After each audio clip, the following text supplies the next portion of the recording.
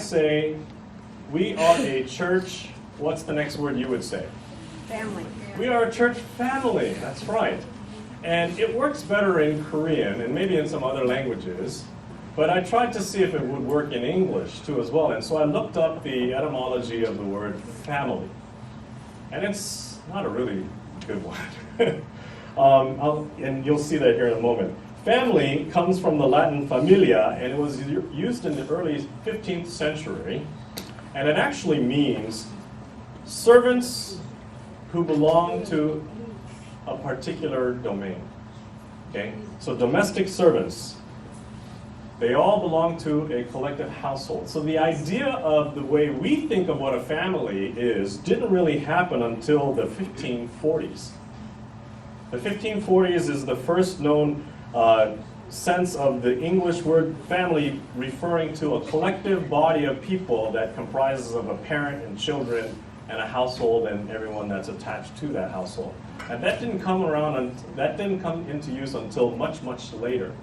Now the reason I'm bringing this up is because I thought about the idea of sitting down together and eating and having a meal together. In Korean, the word family is Neri, do you know? 가족. 가족, that's a good one, yes, very good. Neri is, by the way, learning Korean. All right, another word for family in Korean is 식구. Can you say that together? 식구, yeah. That literally means people who eat together. That's the word that means family in Korean. Now, why is this significant? Think about how you and I, we are not people or creatures that have come to existence on our own. There is only one self-existent being in this whole universe, and that's Jehovah.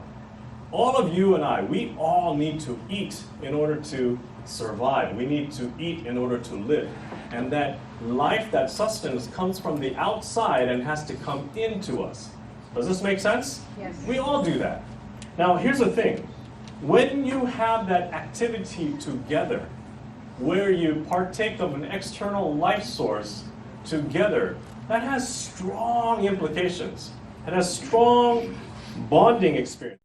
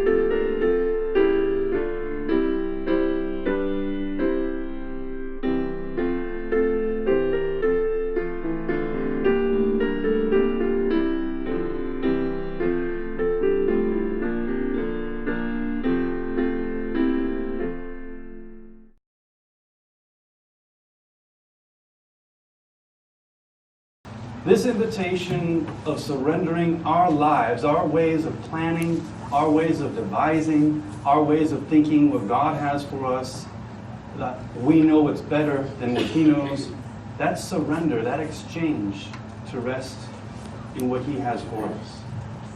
To where we're not living to live for self, but living to live for Him. And in this aspect of the night that the disciples ate with Jesus, unfortunately this lesson of humility and meekness they had forgotten. There was a lot of strife and conflict, and the one thought amongst them all is who's going to be the greatest? Who's going to have the closest spot to Christ? And that night, Judas made sure that he was right there on the left side of Jesus. And John was the youngest of them all, and he was on the right side. Have mercy on me, O God, according to your unfailing love, according to your great compassion.